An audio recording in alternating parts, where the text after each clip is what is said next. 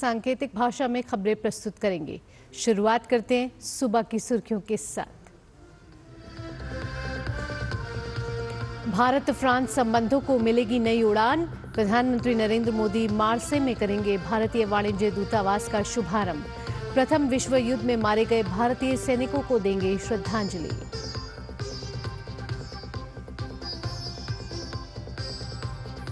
मार्से में पीएम मोदी का भव्य स्वागत। भारतीय समुदाय में दिखा गजब का उत्साह। भारत माता की जय और वंदे मातरम के नारों से गुंजायमान हुआ मार्से।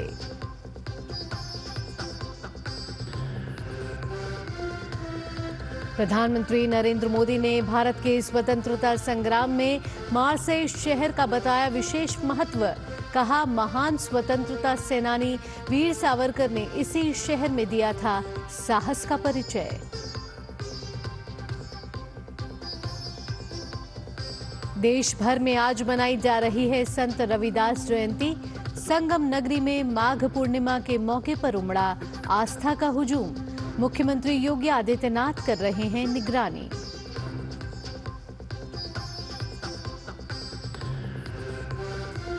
भारत और इंग्लैंड के बीच खेली जा रही वनडे सीरीज का तीसरा और आखिरी मैच आज अहमदाबाद में 2-0 की अजय बढ़त के साथ भारतीय टीम सीरीज पहले ही कर चुकी है अपने नाम। अब खबरें विस्तार से। भारत और फ्रांस के बीच संबंधों को उस समय नई उड़ान मिलेगी जब प्रधानमंत्री नरेंद्र मोदी मार्से में नए भारतीय वाणिज्य दूतावास का शुभारंभ करेंगे। पीएम मोदी और फ्रांस के राष्ट्रपति इमैनुअल मैक्रों संयुक्त रूप से इस वाणिज्य दूतावास का उद्घाटन करेंगे। तय कार्यक्रम के मुताबिक पीएम मोदी मजारेगस वॉर सिमेट्री में प्रथम विश्व युद्ध में मारे गए भारतीय सैनिकों को श्रद्धांजलि देंगे। इससे पहले पेरिस के बाद जब पीएम मोदी मार्से शहर पहुंचे तो वहां उन्हें गार्ड ऑफ ऑनर दिया गया।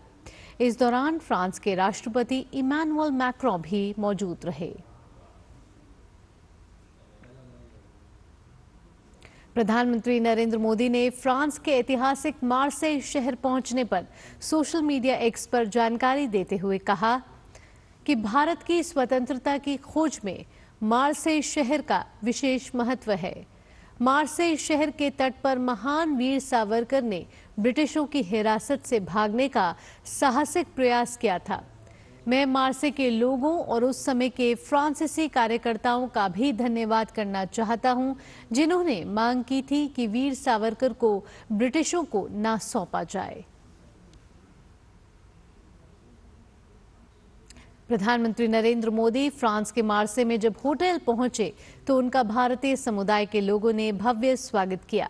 उन्होंने पीएम मोदी का भारत माता की जय और वंदे मातरम के नारों के साथ अभिवादन किया। पीएम ने सभी से आत्मीय भाव के साथ मुलाकात की।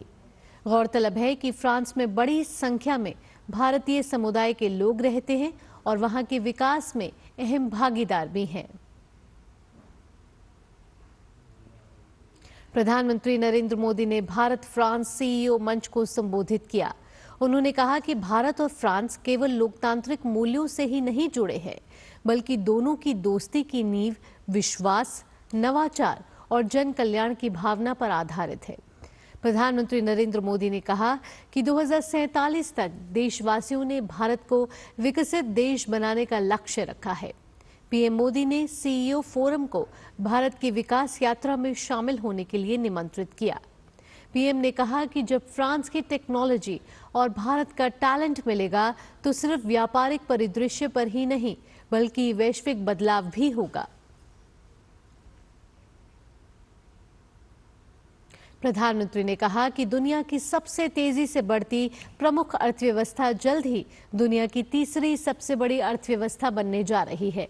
उन्होंने कहा कि वैश्विक मंच पर हमारी पहचान यह है कि आज भारत तेजी से एक पसंदीदा वैश्विक निवेश गंतव्य बन रहा है।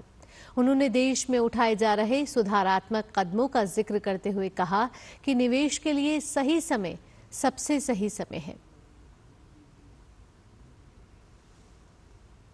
आज संत रविदास जयंती है। संत गुरु रविदास भारत के एक महान संत, कवि, समाज सुधारक और ईश्वर के अनुयायी थे। संत रविदास एक ऐसे संत थे जिन्हें मत, मजहब, पंथ और विचारधारा की सीमाओं में नहीं बांधा जा सकता। आज संत गुरु रविदास जी की 648वीं जयंती है। संत गुरु रविदास का जन्म 1377 ईस्वी में उत्तर प्रदेश के वाराणसी में माघ मास की पूर्णिमा तिथि को हुआ। इस अवसर पर आज देश भर में कई आयोजन किए जाएंगे। संत रविदास को संत शिरोमणि संत गुरु की उपाधि दी गई। उनकी ओर से रचे गए 40 पदों को सिख के धर्म ग्रंथ गुरु ग्रंथ साहिब में शामिल किया गया।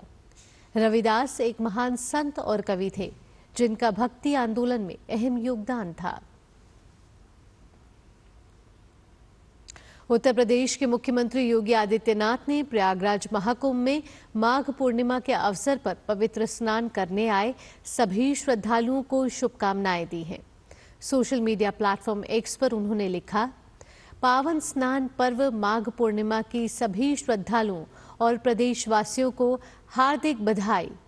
महाकुंभ 2025 प्रयागराज में आज पवित्र त्रिवेणी में पुण्य स्नान हेतु पधारे सभी पूज्य साधु संतों, धर्माचार्यों, कल्पवासियों और श्रद्धालुओं का हार्दिक अभिनंदन। भगवान श्री हरि की कृपा से सभी के जीवन में सुख, समृद्धि और सौभाग्य का वास हो। माँ गंगा, माँ यमुना और माँ सरस्वती सभी के मनोरथ पूर्ण करे, यही कामना है। एरो इंडिया 2025 के तहत रक्षा मंत्री राजनाथ सिंह आज मित्र देशों के रक्षा मंत्रियों के साथ द्विपक्षीय बैठकें करेंगे। साथ ही भारतीय नौसेना विमानन की भविष्य की आवश्यकताओं को लेकर आत्मनिर्भर भारतीय नौसेना विमानन में परिवर्तन 2047 और इससे जुड़े पारिस्थितिकी तंत्र पर एक सेमिनार आयोजित किया जाएगा। इसके अलावा रक्षा मंत्री राजनाथ सिंह इस आयोजन में शामिल हुए अन्य देशों के प्रतिनिधियों के सम्मान में आयोजित समारोह को भी संबोधित करेंगे। साथ ही भारत की हवाई शक्ति का भी प्रदर्शन किया जाएगा। दरअसल एरो इंडिया 2025 एक द्विवार्षिक आयोजन है जो कि बेंगलुरु के येलहंका वायुसेना स्टेशन पर 10 फरवरी से चल रहा है। यह आयोजन उपयोगकर्ताओं, अनुसंधान और विकास प्रतिष्ठानों, शिक्षाविदों, उद्योग भागीदारों, एमएसएमई और स्टार्टअप को विमानन क्षेत्र के माध्यम से 2047 तक विकसित भारत के राष्ट्रीय दृष्टिकोण की दिशा में चर्चा और सामूहिक योगदान के लिए एक मंच प्रदान करता है। महाकुंभ में आज माघ पूर्णिमा के पावन अवसर पर ब्रह्म मुहूर्त से श्रद्धालु त्रिवेणी संगम में आस्था की डुबकी लगा रहे हैं। महाकुंभ में आज 3 से 4 करोड़ श्रद्धालुओं के संगम स्नान करने का अनुमान है। महाकुंभ के दौरान माघ पूर्णिमा का स्नान विशेष रूप से पुण्य लाभ देने वाला माना जाता है। धार्मिक मान्यता के अनुसार माघ पूर्णिमा के दिन देवी देवता पृथ्वी पर आते हैं और त्रिवेणी संगम में स्नान करके अपना तप करते हैं। इस दिन स्नान करने से व्यक्ति के समस्त पाप नष्ट हो जाते हैं और उसे मोक्ष की प्राप्ति होती है। इससे पहले 3 अमृत स्नान हो चुके हैं। 13 जनवरी से अब तक करीब 46 करोड़ श्रद्धालु स्नान कर चुके हैं।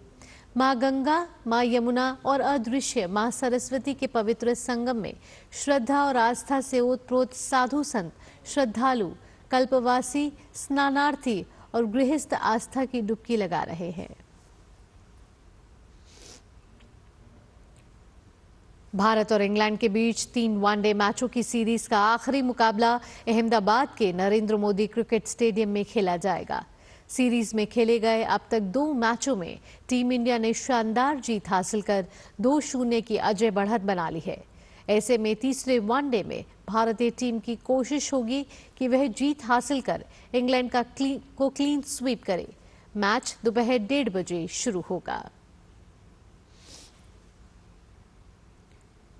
भारतीय तेज गेंदबाज Jasprit Bumrah ICC champions trophy में नहीं खेल पाएंगे। बुमराह पीठ में चोट के चलते प्रतियोगिता से बाहर हो गए हैं। बुमराह के स्थान पर हर्षित राणा को टीम में शामिल किया गया है। भारतीय टीम में एक और बदलाव किया गया है। वरुण चक्रवर्ती को यशस्वी जायसवाल के स्थान पर टीम में जगह दी गई है। इसी के साथ इस विशेष बुलेटिन में इतना ही। मुझे और मेरी सहयोगी दीपाली के साथ टीम को दीजिए अनुमति। खबरों का सिलसिला यूं ही जारी रहेगा। नमस्कार।